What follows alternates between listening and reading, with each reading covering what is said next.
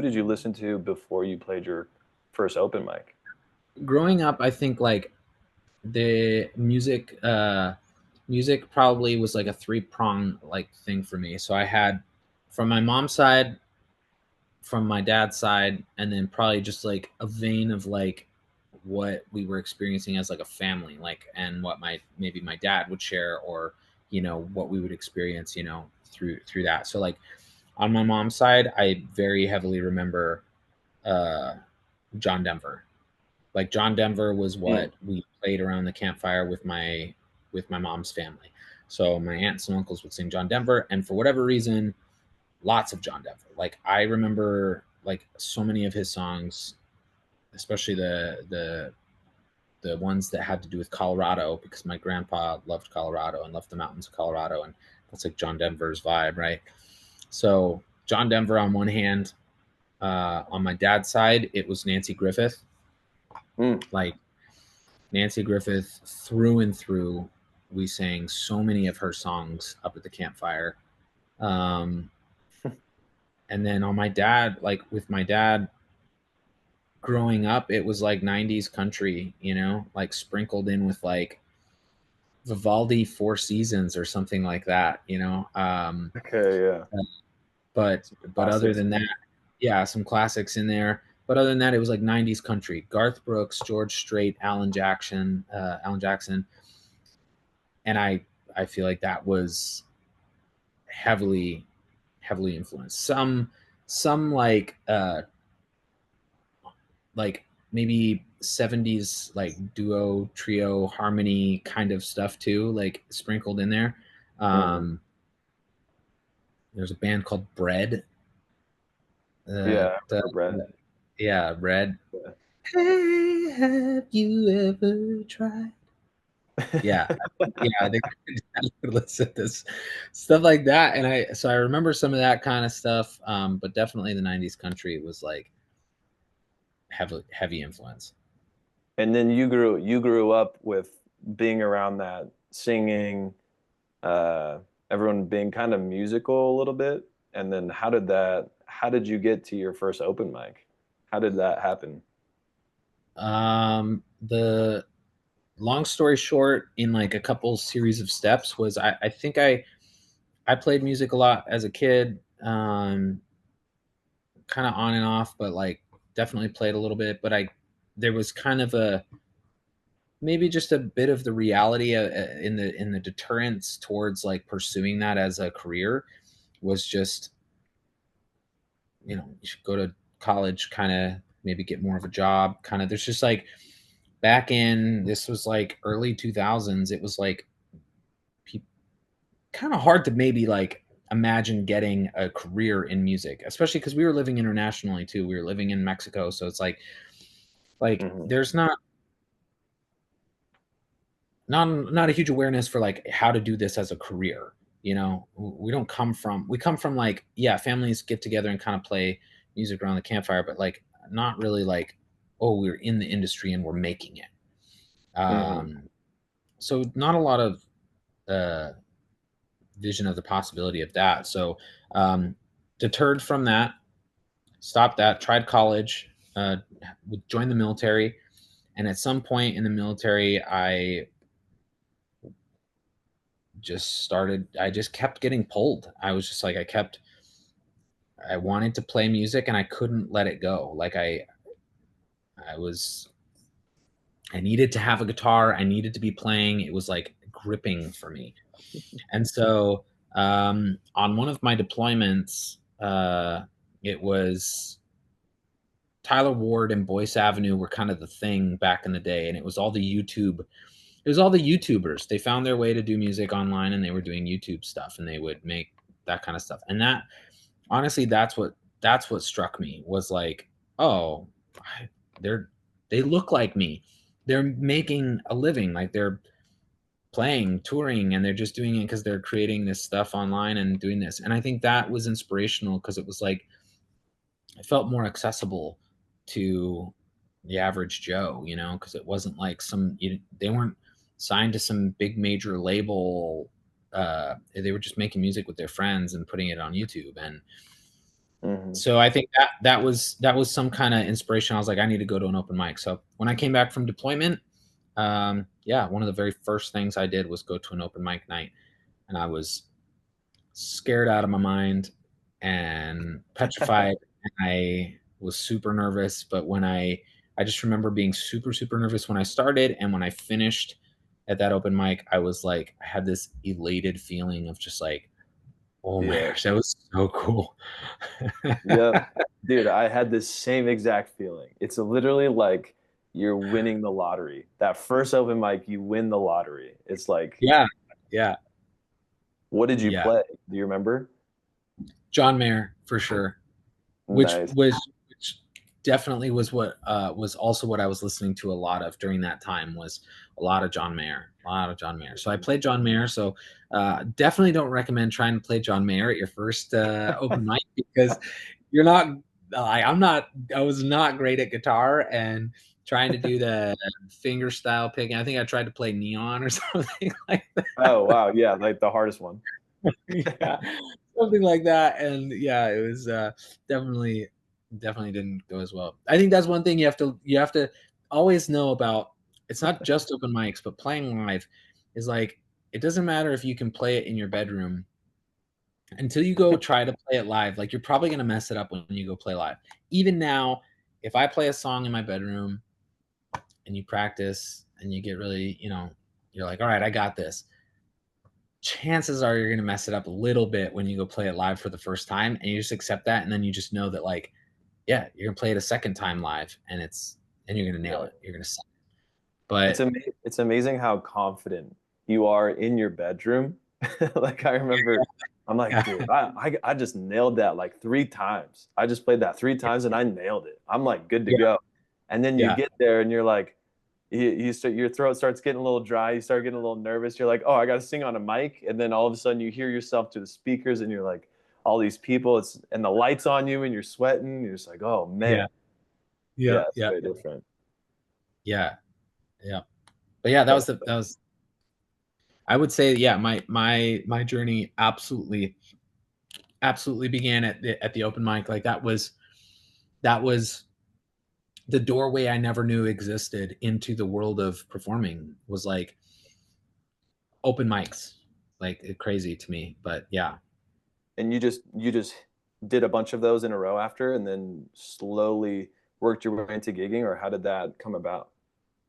Yeah, I played the first one in a small town in New Mexico, and like, so I they exist everywhere. You know what I mean? Like, it doesn't matter if you're in a big popular music city or a small town. Like, yeah, that's where I started, and they exist. And so yeah, I went to that one. I asked the person running the open mic, um, like, I think the first or second time I performed there, I asked them, I went up to him and I was like, just started conversation and was like, hey, how's it going, man? And he's like, hey, I met him and I was like, hey, what can I do better? Because I would watch him and he was, leading, hosting the open mic, and it was good. And I was like, what can I do? What can I do better? And he told me one of the, like, things that has, like, stuck with me for the longest time, still sticks with me, over 10 years later. He just said, man, just keep doing what you're doing. He's like, you were here last week, right? And I was like, yeah. And he's like, yeah, keep doing what you're doing. And I think it's this idea of just like, keep showing up and keep putting in the reps, and it's inevitable. You're gonna improve. Um, but yeah, that was Rain Garcia. I met Rain Garcia there. I met Chris Baker. I met Daniel Park, all through that little hub of musicians and open mics. And I found, we went to another one there in that city, and then I just made it a weekly thing. I made that a weekly thing, and then I made it a point to attend all of, like, if they were playing a show, I would go. So I made my Mm, life, like, very, very quickly. I made my life like about that. So it was like, where are they mhm. playing? I go and I watch. And it's like, what better education can you get? I mean, it's like imagine if you wanted to be a imagine if you wanted to be a like a I don't know, like a software engineer. Let's say a software engineer, and you had a chance multiple times a week to show up and actually write code and work on software with people that were like hosting, like in person, could show up and work with them and like write code and work on a project or something every week with other people Mhm. that were also doing that and with people that were above you, and you could do that and hang out and network with people and watch and hang out and experience that. And then for the rest of the week you could go and just sit and watch other people write code, and do whatever they're doing, or whatever it is that their occupation is, you know what I mean? But like that Mhm. that ability to go perform at an open mic, try playing new songs, go to multiple open mics a week so that you're playing multiple times a week, and then go to other people's shows and just watch and sit there and watch and hang out and network and interact and be cool and find ways to help, take videos, take photos, help them carry gear, like just try to provide some kind of value to other people while you're there and soak up whatever it is that they're doing. That's I feel like that's what I did. I would go all around town and watch their shows. If they were traveling to go play a show out of town, I would go. And I gotta say, like I just started by going to the open mics, and they were kind enough to invite me sometimes to their shows and be like, "Hey, come out to the show. We're going together." And so I just kind of started creating friendship, but just very much trying to show up. And by showing up and building that trust with them, and by the dedication that I think I was showing by showing up to the open mics and trying new songs every week and doing that, they would then kind of extend that trust to let me play songs at their shows. So if they had an actual Hmm. gig, they'd invite me out and they'd be like, "Hey, uh, you know, Matt's gonna play, one song," and then one song would be lead to two songs and then three songs, and then very quickly it was like I had to build up my set list, and so I worked really, really hard to try to build, a set list. And once I had like an hour to hour and a half of material, eventually it was like, let's do a half show together. So we'll split a show. So you play half and I play Mhm. half. Or we play together. And when I first had that opportunity, I was not a good enough musician, and I wasn't familiar with the world of music enough, and just like and even just like soloing on top of somebody else or harmonies or any of that. So it was like very difficult for me to do a half of like a bounce back and forth kind of like collaborative show. It was very much Right. like like one person would play their song and I had like nothing to contribute, and then I would play and they would play all this cool stuff on top of it. Right. Right. And then they would play again and I would just like stand there. So funny. But eventually by doing that more and more, it was like, okay, I could kind of contribute, a little more to the show. And I had a Right. half show. I had a half show booked, and same guy, Rain had the half show.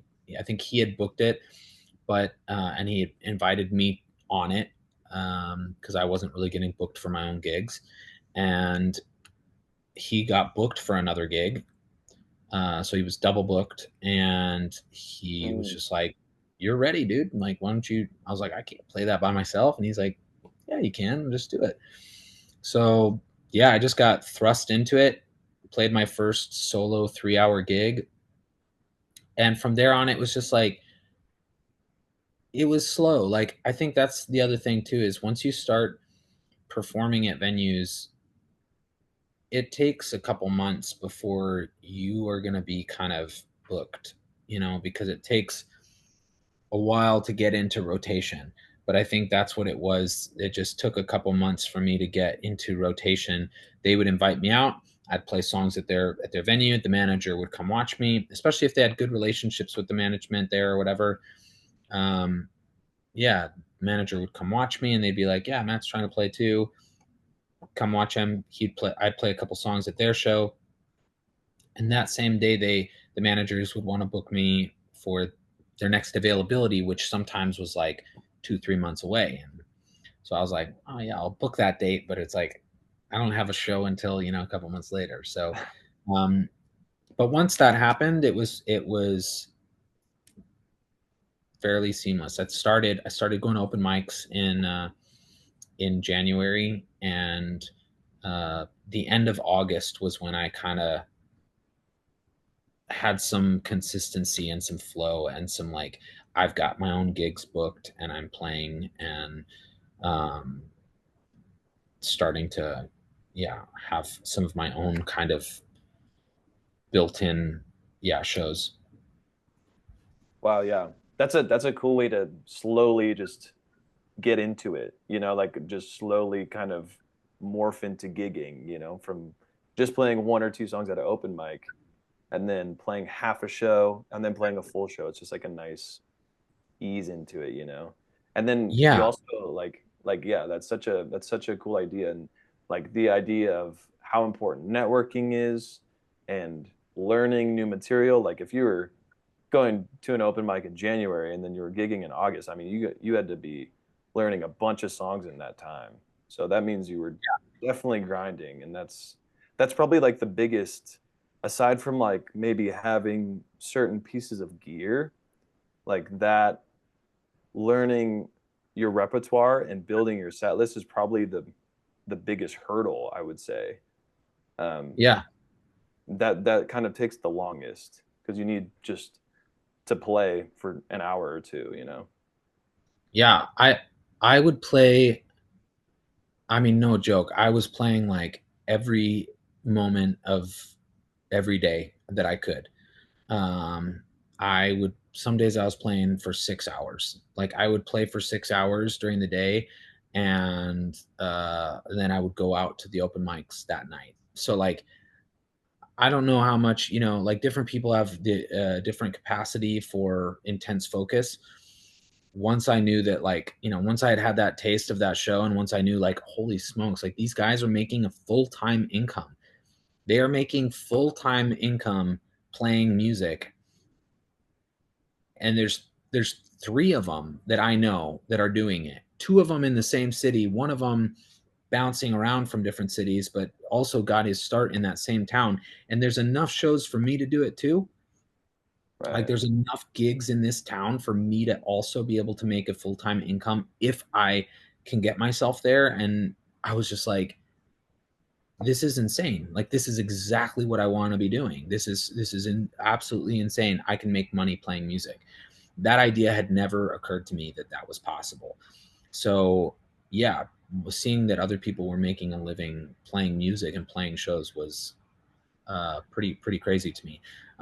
Starting in January, yeah, I invested in my gear, and I put all of my time that I had towards learning songs and to showing up to where other people were performing and to going to anything that was music related and all of that kind of stuff. And yeah, the end of August, from the shows that I had booked that weekend and those weekends, was like I made as much money at that point in time as I had ever made at any job. Um, Well, and where were so you working at the time? um, I don't think I was. I think I had some money saved up. I had, uh, Oh, from well, the I military. tried, yeah, I tried going to school. I had a little bit of money from that deployment. I came straight back from the deployment. I spent all my money on buying some gear, and I spent money on uh, living cheap. Uh, yeah, my overhead was super cheap because I was living in a house with other people, eating a lot of like eating very cheap at home, or by going to some of these shows and stuff. Sometimes they would give you a tab at the bar or a free meal or something if you were showing up to play, or sometimes I would get my meal for free because I showed up to their shows and because they had a show and they had free food. Like they would just extend it to me. Like it was just, I mean, it was nothing glamorous, but it was like the goodness of other people, and the generosity that kind of gets extended as part of like the industry. And that to me fell to me. And I think just being able to support myself on that, I was, I mean, rent was like, this was 10 plus years ago. Rent for, and in a small town in New Mexico, rent was like $300. So Ooh, that'd be that's nice. that's one gig if you can get your own gig. You know what I mean? So it's like, Right. I think at the time, or maybe not one gig, it was like maybe two gigs because we were making about $50 an hour per gig plus tips. So, you could, I didn't have to play that much to Right. just make ends meet. Like I wasn't saving money. I wasn't, investing. I wasn't, I didn't have a lot of money for anything, but Right. wasn't taking vacations, wasn't flying places. Like, I mean, I was grinding, but it was like, I didn't work. I tried going back to school that semester and just decided, pretty early on, I was like, no, this isn't going to work. I need to spend my time playing music. And I made that Mm. decision and dropped out of school. And I just, yeah, I did music. Wow. That's cool. Yeah. And as long as we've known each other, like I know your story, but it's cool to hear all these extra details because I don't know. It's just a cool story. I feel like everyone, and that's it's interesting because everyone that I've interviewed that's does full-time gigging or has gigged, it's a very similar story where it's like you have to go out into the music scene. You have to get to know everyone. You have to build up your skills. You have to hit the open mics. You have to meet the bookers and you have to meet people that are already doing what you're doing. And you kind of like there wasn't like a plan back then where you're like, I'm gonna follow this plan, but it was like you kind of just naturally did that. Like you're like, oh, this feels good. These guys are already doing what I'm doing, so I'm just gonna, imitate that. And that's I feel like there's such a similar story with everyone, but everyone kind of figures it out differently. It's cool. I don't know. Yeah, yeah, yeah. But it's definitely like there's a similar pattern. Yeah, and I feel like even like the community in New Mexico is really cool too. Like there's just I don't know, it's weird that like the weirdest thing to me is that like you go from like just playing in your room to not even knowing this whole world exists. Like the open mic thing, you're playing your first open mic, the feeling, the experiences, the people that you're going to meet, the friendships, the hurdles that you have to jump over, how it pushes you, all of this stuff is just like you had no idea that it existed when you were in your room singing a John Mayer song years Yeah, before. And then yeah, all of a yeah, yeah, sudden it's like you just put yourself out there and then all of this stuff happens and it yeah, completely changes the trajectory of your life. yeah, It's crazy to yeah, me. Yeah. yeah, And so okay, so you started playing and then you were just playing full time. yeah. August of 2012 was, I never looked back. August of 2012 was the fell over the edge into the full time thing. Like I started playing full time. I had my own gigs, or I had gigs with the guys, and yeah, we just started. It just started. It was kind of a roller coaster from there. August, September, October, I was just playing lots of gigs that fall. Like small, local festivals, wine festivals, kind of stuff like that. Um, Were playing, you were you still looping playing at that a time? lot. Yeah. Yep. Okay, so you were you looping from the very beginning or was that something you picked up a little bit later? No, I Okay. bought a looper. Looper was one of the very first things I invested in. So I had a looper. Definitely was looping. I got an octave pedal, a distortion pedal, and a looper. Nice. The Digitech Jam Man, I dude. remember that. It's The not a blue great, one. yeah, not a great looper. But yeah, But it I worked. mean, I how long used did that that for last you? years. I used that for years. I played Yeah. on that and found my own system for that. Yeah, I played on that thing for years. And Um, that's what's kind of cool is like a lot of people ask me about gear and everyone kind of has their own setup. Everyone, obviously, all the new technology that we were just talking about, there's always something new coming out. But it's interesting that like once you find something that kind of works with your flow, I mean, obviously it's good to experiment with new stuff and all that stuff. But like, man, yeah, it's like you don't need all like this amazing gear right in the beginning. Like if you're just starting out and you just want to start playing gigs and stuff, it's like just figure out like a simple setup and that could be enough and that could work for a long time. Yeah. And I feel like I don't know. I feel like people like overthink it a little bit. Like they're like, I need all this stuff just to get started. When really it's like you could just start singing and playing guitar. That could be your Dude. gigs. And then you Yeah. add the looper and then you add a pedal. It's like slow, it's like a slow build, you know. Yeah. I Because of how much, we've done, and because of how much we've learned, along the way, I feel like if I had to do it different now, I would still choose to, like, okay, this is, you just start thinking about it more as like a business. And maybe other people do this instinctively. Maybe they have this kind of mentality naturally. I learned a lot the hard way. And so for me it was like, but I think looking back on it now, I would go, okay, this is a business. I want to do this like a business. I want to make money doing this. I want to be able to keep doing this. I want to express myself through music and do this. And some of what you need to get started is not that expensive. Most people could put that on a credit card or save up a little bit and buy it. What I don't, or maybe they just have the cash to buy it. I don't think what you need needs to be that expensive. I came back from a deployment and I had nothing. I had no gear. I didn't even really have a guitar that would work, like an electric acoustic, kind of guitar. So like, I don't really have anything. So if you don't have literally a single thing, I really believe like you need a microphone, mic cable, a sound system, and a guitar cable, right? Like Bare if you could bones. bare bones, like you can get a Bose compact, you can plug a guitar and a vocal into it. If you have an XLR and a quarter-inch cable and a guitar and a mic, you're good. Mic stand maybe, Yeah. like you're good. You're ready. You're ready. I would think about that kind of stuff, and but the reality is I think I'm also appreciative of how I started, which was like the people that were mentoring me, the people that were already doing it, they had the gear. They had the gear that they were using, and I could see that. And it was this Bose, it was this, it was this, it was this. And they weren't the cheapest things. They were the good quality ones. They were the good quality ones that were versatile enough to play all the venues, to do all the things.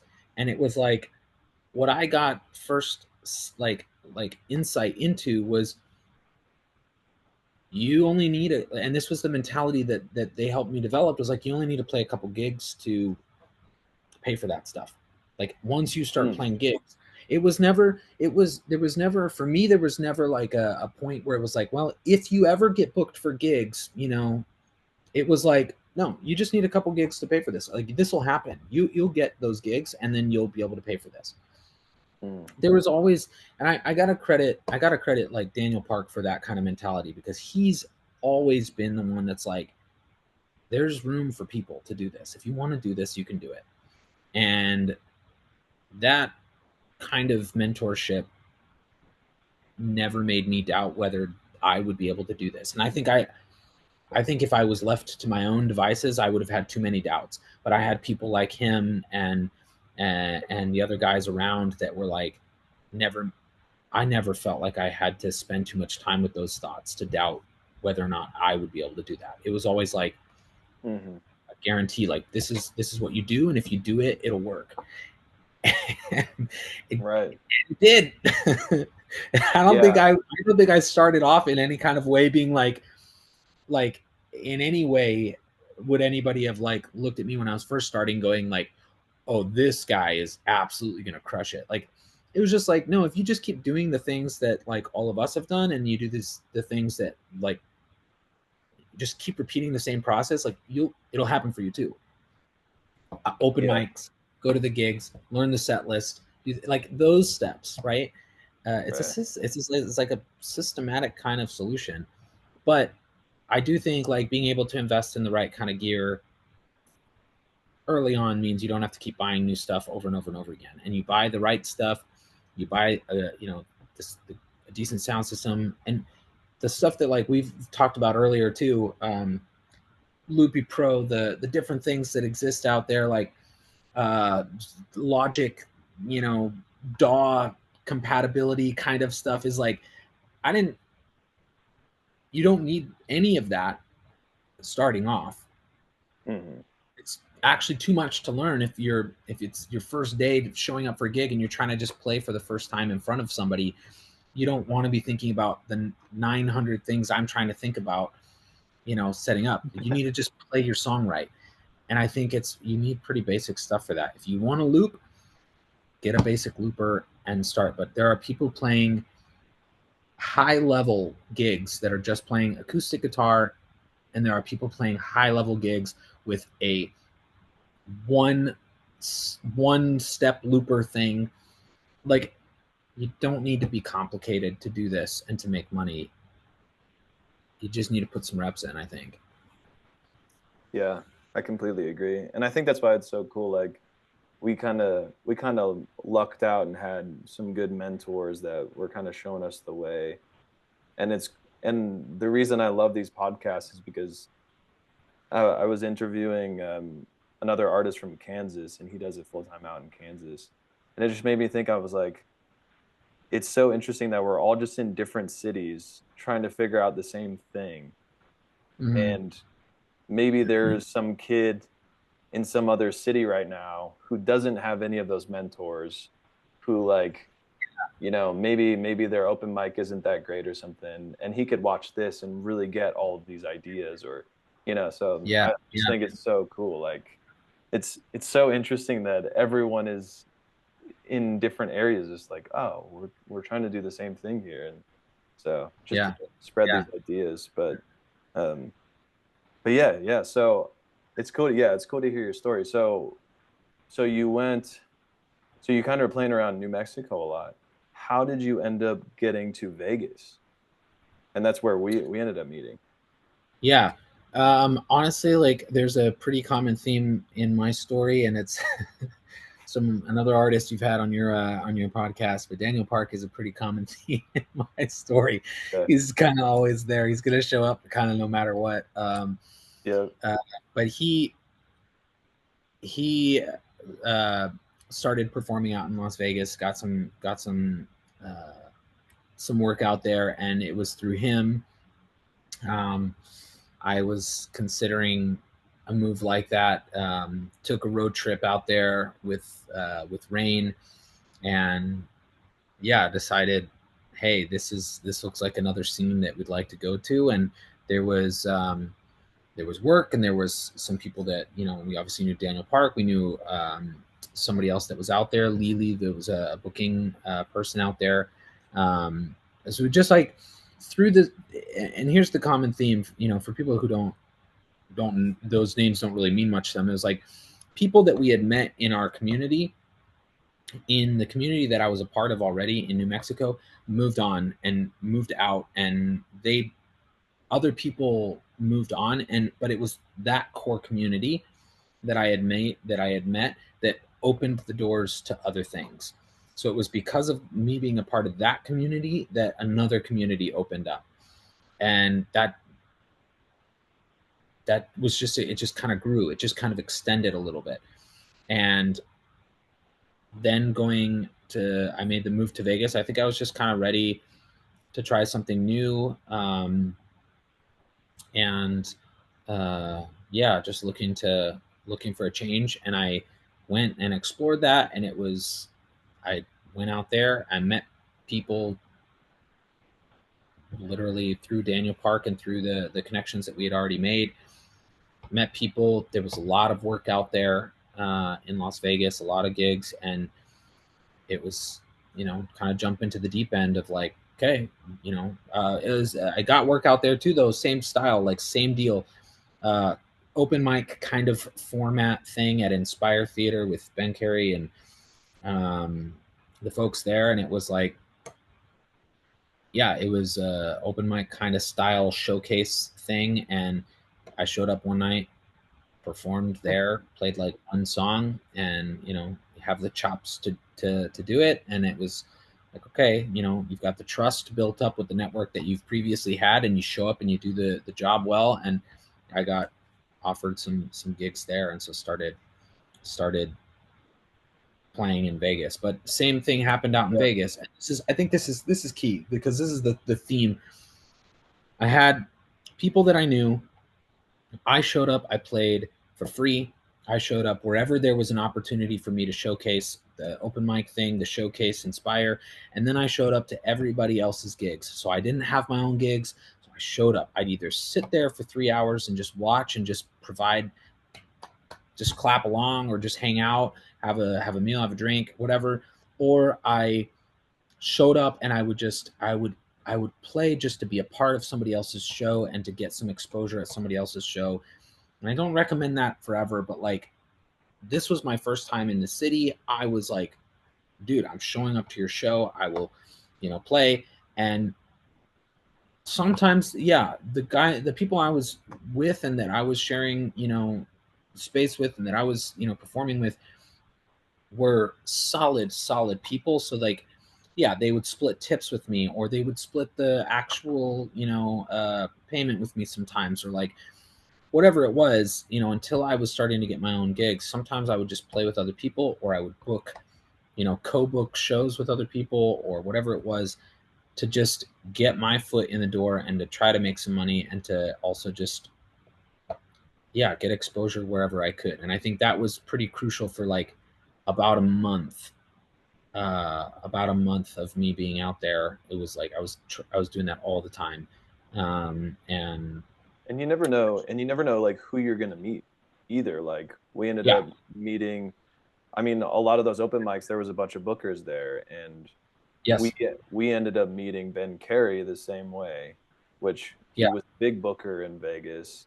And yeah, so it's interesting. It's like, yeah, you're going to play for a bunch of random strangers at open mics or just random shows and stuff like that, but you never know who's watching. You never know if the venue owner is watching and he's going to book you next week, or if there's multiple yeah, bookers in the crowd, or if there's future bandmates in the crowd, or exactly. anything like that. Yeah, yeah. And that's I think the key is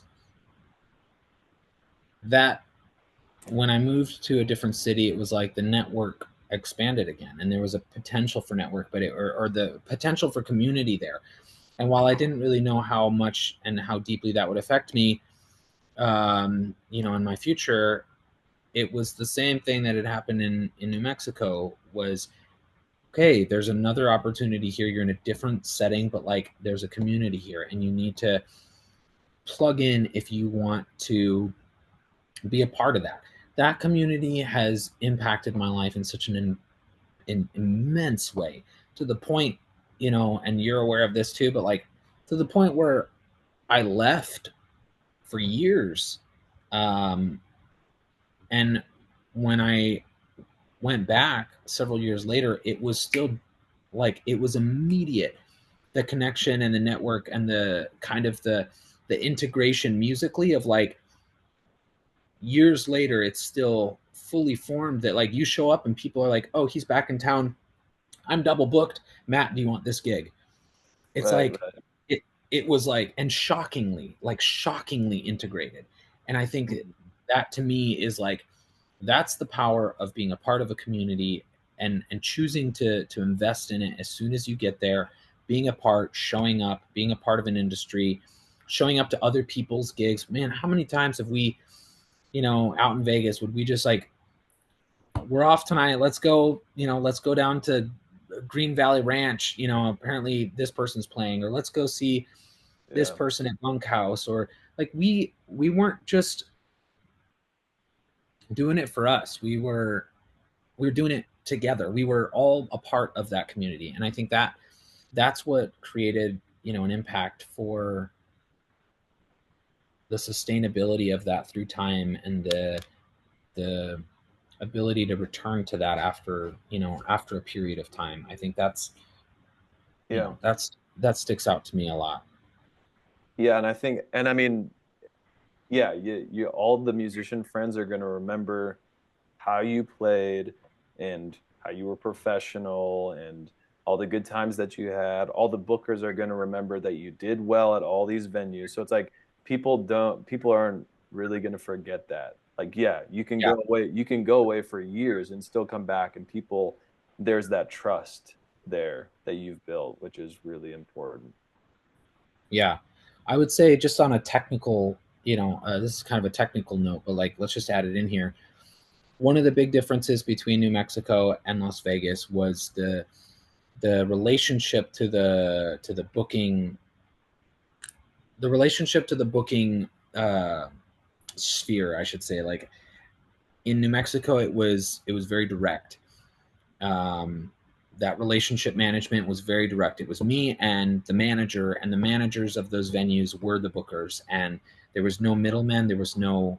It was very easy. It was very easy to maintain those relationships, and you had a very direct. You show up, you play, you talk to them later, they pull out their calendar or their phone, and they book you for more dates, and you physically see those dates booked, and you agree to them, and you have their number, and you text them, and everything is right there with them, and it's very seamless. And then you get paid. They give you the check, or they give you cash there the night that you perform. Direct payment, direct communication, direct relationship management. Very, very common, and that's what happens. And so you build these strong relationships with owners in that city, and those owners have other venues, or those owners throw events, or those owners, yeah, like, you hang out with them. Like, it's a beautiful part of the community, and something I love about that. But you also are responsible for maintaining and developing those relationships with those managers or owners of venues, etc. Vegas completely changed that. No longer, like, you're dealing with major casinos, you're dealing with venues within casinos, and Hmm. you don't have any connection to ownership, much less managers. There's high turnover. There's also multiple managers. One person could be the manager one day, and then they're not there the next day. Um, you there's just, it's a very, very different environment. So you're not typically dealing with management or owners. You're dealing with a booker, and that booker has those relationships figured out, and they kind of gatekeep that a little bit, because that's their job or their role. but And the but also, payment is different as well. the payment is completely affected by that. The venues and casinos and stuff pay the bookers. The bookers then pay the artists, and you have relationships with a couple bookers, and those bookers book everything for you, and then you get paid not directly on the spot. You get paid maybe 30 days to, 30 plus. We'll just say that. We'll be kind about this. 30 days plus. Yeah. There's you some know there's some bookers that do like a week. a week, yeah, okay, week, every other Yeah. week. It depends on the thing, but yeah, so yeah, Yeah. that's more common. And that's pretty standard though. And so that was a big adjustment though, of like, oh, I got to rely on kind of these bookers. But it's just another type of relationship management, but it's a little bit, you don't have to worry about it as much, because you just show up and kind of do the gig. But Hmm. it's, in some ways, kind of nice to have those relationships as well. But it's just a different person. You're just dealing with the booker, and you have great relationships with those bookers. um, but it's just a different format. I get a lot of questions about like corporate gigs. Do you remember your first corporate gig and how did it go and were you nervous about it and the whole process of signing a contract and I don't know. Do you remember any of those? Your very first ones? Yeah, I had a couple. So I was doing some. We didn't really call them corporate gigs. We call them private gigs when I was in New Mexico. So it was like privately booked, private gigs or weddings. So I had plenty of experience doing that kind of thing, private parties, weddings in New Mexico.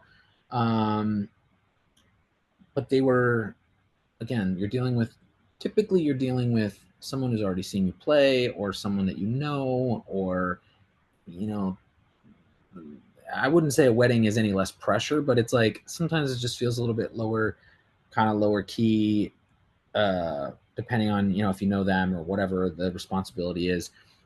Can be sometimes, in at least the ones that I was playing earlier on in my career. So uh, that was, maybe lower stakes coming from a small town in New Mexico. But then getting to Vegas, I remember my first one. Um, my first one was booked. It ended up being a wedding, but it was a corporate. It was like a corporately booked because it was one of the heads of. It was like the director of entertainment or something um, for one of the huge corporate event planning companies in Las Vegas. So he was like one Mm. of the directors of entertainment, or directors of talent and entertainment or something.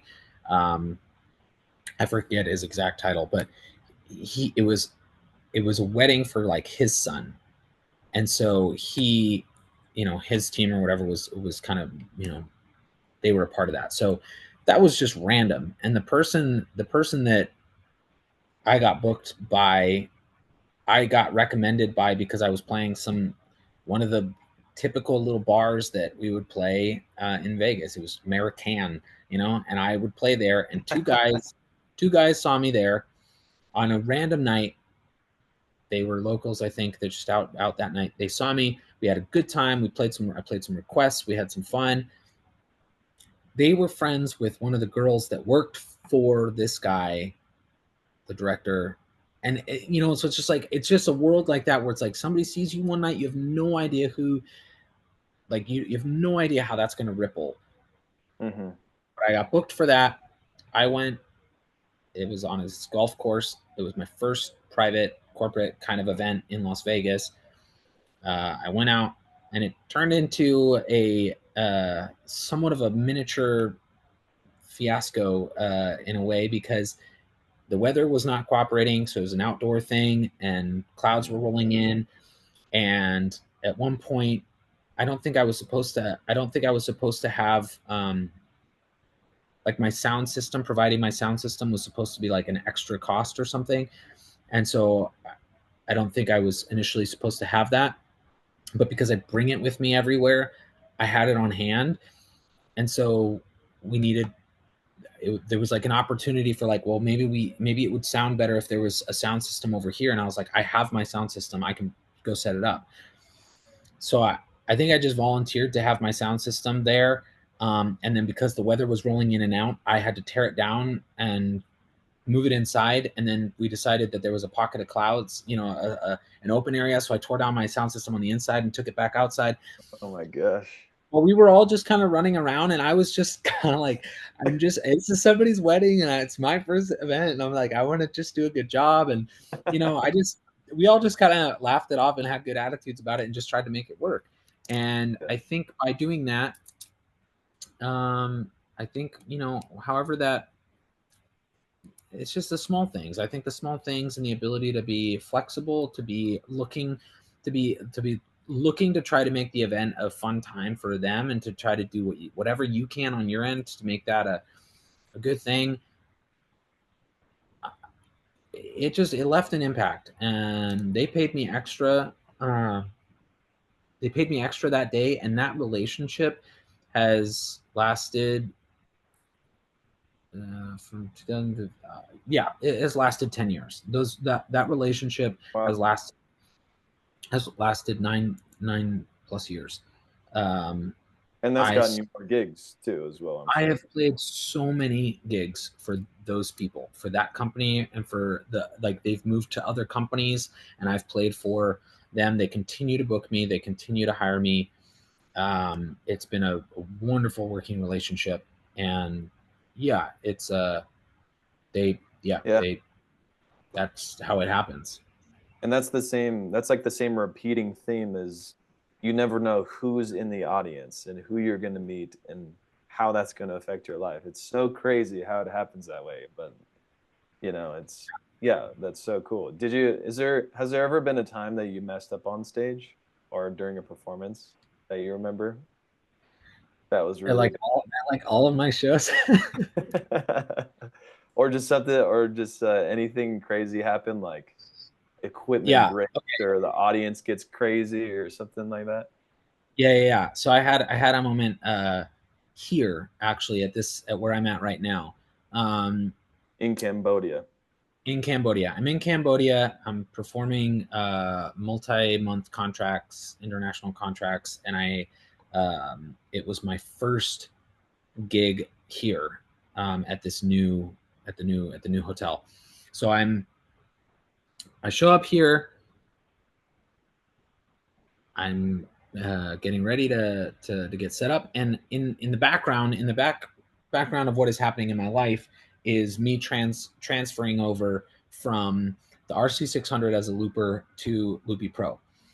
But I'm not ready to play a full show with Loopy Pro, so I'm practicing Loopy Pro in the bedroom, and I'm going to perform on the RC600 at night. The only problem is I messed up the settings.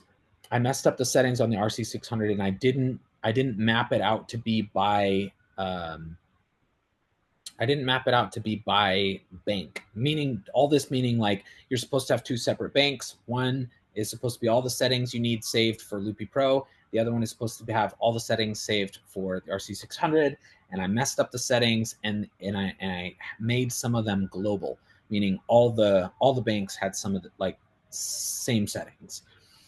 And I had done that with the Loopy Pro stuff. So what that means is I showed up to my show, you know, there's another band that plays before me, and so I have about 30 minutes to set up, and I have not had a sound check at this venue yet. So I show up 30 minutes before I'm supposed to play my first gig here, brand new venue. They've signed me for a multi-month contract, and I'm supposed to start and like go off to the races, like this is supposed to be the moment.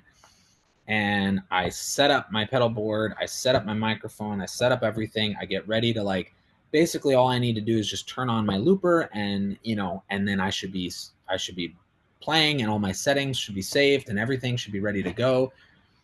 And I turned on my looper, and my basically the pedal board is wiped clean. Like there's nothing saved, and everything like doesn't work. So Oh no. it's like almost like imagine spending, what did we spend? I spent probably 2 weeks dialing in settings and layout for this looper, like day in and day out for 2 weeks. And then imagine just like factory reset, on the moment, on crunch time, 5 minutes before you're supposed to start playing. So I panicked, I got all sweaty, and I was like, oh my gosh, I don't know what happened, but it's messed up. And I just started turning knobs, man. I got down on the ground, and I just started going ham on it, trying to reset things and figure out like, and the RC600 is a little bit complex. So yeah, took me a while. I played the first set.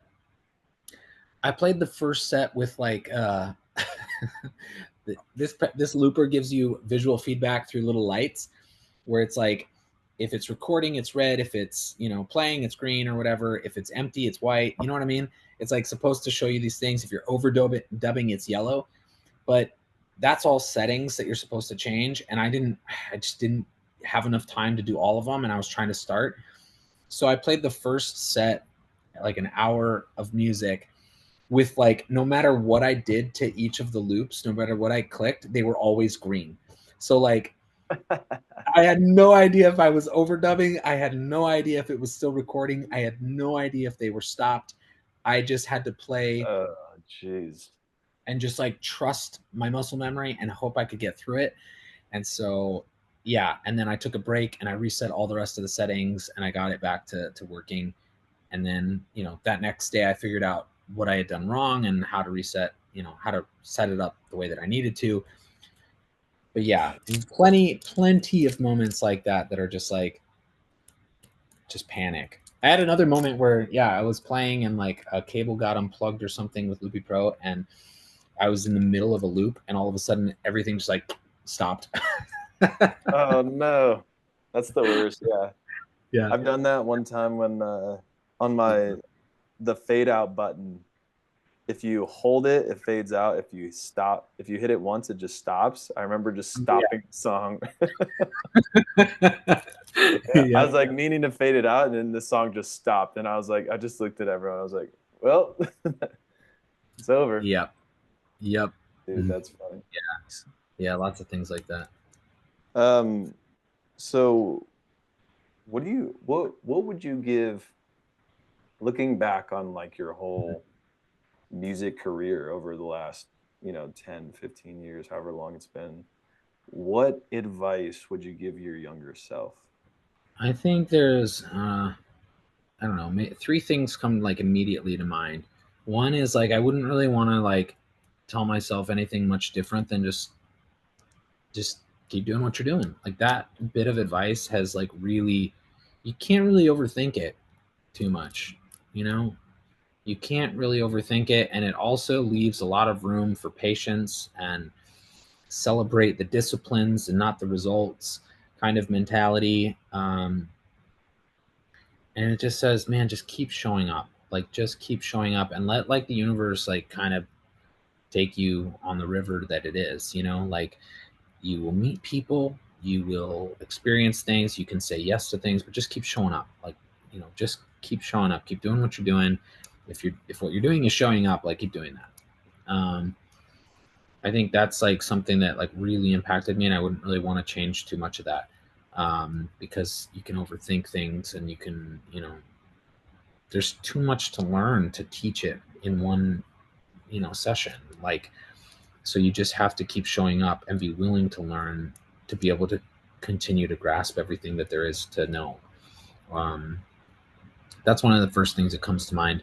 The second thing that comes to mind is like,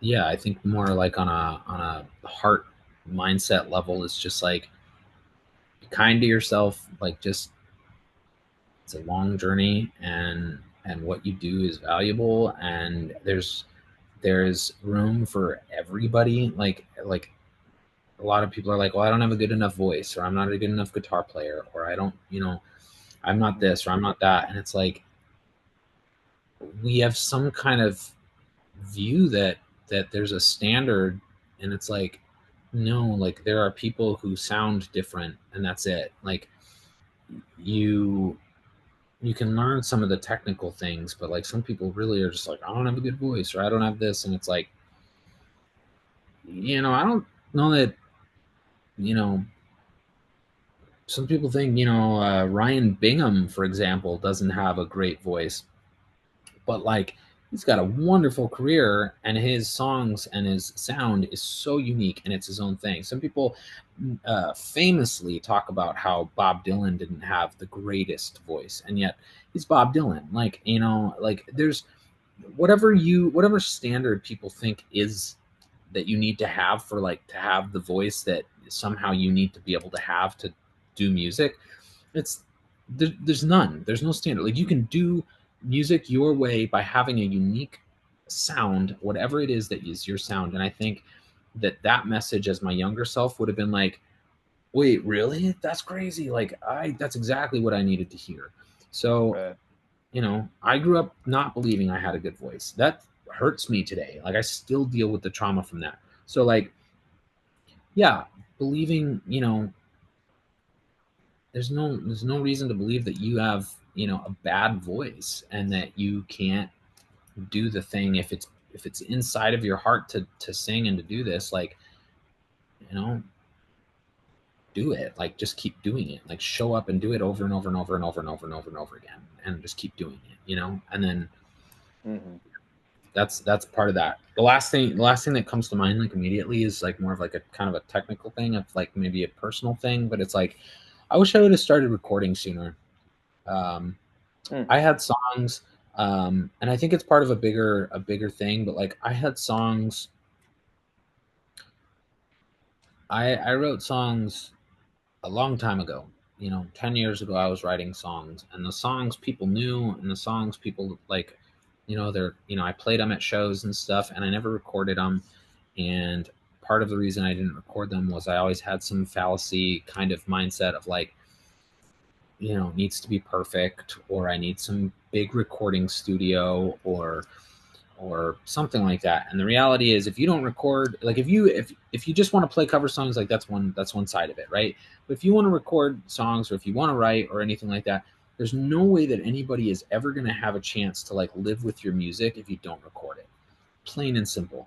Like, nobody will ever be able to have their own moments with those songs that make something. Like, it doesn't matter if it's a terrible recording. It doesn't matter if it's an iPhone recording that you just sit there. If you don't make that available to people to have and to enjoy and to listen to on their own, nobody's ever going to like gravitate towards that, or like, or let that sink into them. They're never going to have their own moment with that music that's going to make them go, "Oh, I want to go listen to this person, live," or like gravitate towards them as an artist or whatever. And if you don't just start that, it's never gonna do it. And I think for me, I didn't do it. I didn't start, and I would have had, I kind of mourn it a little bit. I've been playing for over 10 years, and I wrote songs, and I had, like little EP things, and it's like I had multiple different projects that recorded songs. I had, the New Mexico band, the Gurch's Folly. We did the Orange Feathers. Had my own music for a while, the Matt Morgan stuff, and I have recorded songs, but like the amount of songs that I've recorded versus what I've written and what I could have been working on, had I just accepted that, like, the ones that we recorded too, it wasn't like we did some big thing to make them happen. Like, the band Mm. I was in New Mexico was like, we went and recorded with Chris Baker, and I sang. I was sick, and I sang in a closet. Like, it, and we recorded it on his laptop with Logic and stock plugins probably, and we did it there, and we literally mixed and mastered it there. He worked on some of that, and it was like, I don't even think we paid that much for it. I think we bought him dinner or something. Like, it's like, I don't even remember. I think it's like $100 that we did for like a 5-song EP. Like, I don't think we're not talking about anything crazy here. And we made CDs, and people listened to those, and they played one of those songs on local radio. And like, I'm saying, like, you don't even know, like, unless you record them, unless you put them out, unless you share that stuff. Like, it's just, you know, it's you can't find the people. People can't find you. People can't find you, can't listen to you, can't have their moment with your music. You can't build fans, you can't build your audience over time if you don't do that. And I think, for me at least, I really wish I would have been more gracious. I think it's, like I said, I think it's part of a bigger issue that it's like we are not gracious enough with ourselves to like allow it to be imperfect, Right. or just to allow it to be what it is at whatever time it is. And use basically, Josiah said it. Josiah and the Bonneville said it. He said something like he committed to using the tools that he had. Um, Mm. what are the tools that you have? Use those tools. Don't worry about getting new tools. Like, use the tools that you have, and do do what you know how to do with them. And then, but don't be unwilling to share that, while you have that. The Yeah. act of sharing it with other people is part of the creative cycle. It's like creating it, sharing it is like, you have to get it out of you and share it with others. And I think I didn't allow that. Didn't allow Mm. that. And the times that I did, and the times that we did, were like so impactful. And it's like, Yeah. that could have been continuing to happen. There could have been more of those moments, I think. And I'm 10 years into my career now, and I'm still trying to tell myself, you need to share things, like, so yeah. That's great. Yeah, I feel like a lot of musicians listening to this, everyone has a million songs on their voice memos or recorded stuff or little snippets. It's just like finish it and put it out and share it. It's good enough. Just put it out and keep going. It's the most Yeah. important thing, and I love that advice. there's a there's a concept in business. I'm kind of going to paraphrase it a little bit, but it's like it's something about like there's a book called The Lean Startup or something like that. Um, and there's this idea of some it's called lean, and I think it was developed in like car manufacturing or something is how it started. But now in business, there's like the idea of lean is they work on it with like, you know, everybody uses it in different ways in different industries, but like imagine like a video game.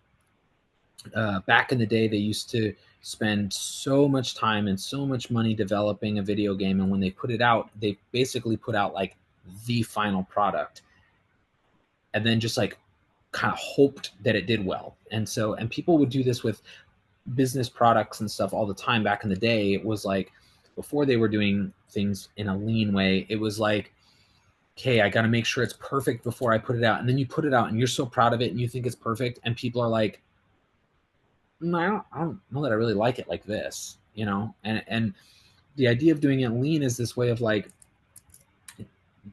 get something that is like, they call it the MVP, the minimum viable product. Make something Mm, that is the minimum viable product, get it out, get feedback, and then iterate on it. mm, And I think that is like we're seeing that happen on a real level with artists who are doing that on social media. They are they are creating the minimum viable product on social media, meaning they are going out into a field and they are singing a tidbit of a song they wrote, and then they're seeing how social media reacts and they're seeing how their audience responds.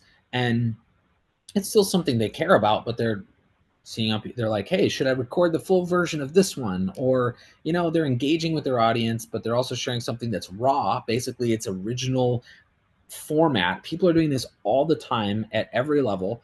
They're like, hey, I just wrote this today. You know, should I finish this song? And they just play the piece. And if when it hits and people like it, they respond and they're like, oh my gosh, that's so good. Please, I want to hear the full version of this. Please, I want to hear the recording, blah, blah, blah. And there's mm, feedback. And then they go, I already have people that are interested in my product. Now I can go finish it. And mm. they go finish it and then they put it out and they have people that want to hear it. And I think that that's in a small way what is happening on social media, and why it's working so well is because people are they're just they're just putting stuff out. They're putting their things out. They're putting covers out. Uh, they're putting original music out, but they're not investing a fortune to record it. They sometimes they're using their iPhone and they're just playing it out in a field. And when it does well and it's the one that's performing the best, then Mm. they invest in the next level of that, of recording it, or the next, you know, whatever. And people are excited about it. And I think that that's a really interesting and cool way to do it, where it's like it's very low commitment to record a phone video of yourself singing a song that you wrote or a piece of a song that you wrote, and then Yeah. getting immediate feedback from it. You know, video games do that with like beta versions or version 1.0, and now everything is digital and software, so they just put out an update with fixes and improvements. And that's the way that software and the world of, you know, innovation is working now, is just feedback, iteration, and you're not spending your whole wallet on trying to make something perfect without getting ever like this iterative process of it. So I think that, you know, long story short, I think that that's what's happening on social media, in the world of music. A lot of people at any level, whether they're just starting off or they're already developed artists or whatever, a lot of people are doing that kind of idea of like just sharing. And what's beautiful about that is by doing that, they are completing the creative cycle as it's meant to be. This process of create, share. You know, it's Hmm. a cyclical. So I feel like, yeah, that's I need to, I need to take that kind of advice, and I need to do more of that. That's great. That was great, man. Yeah, I think that's great advice.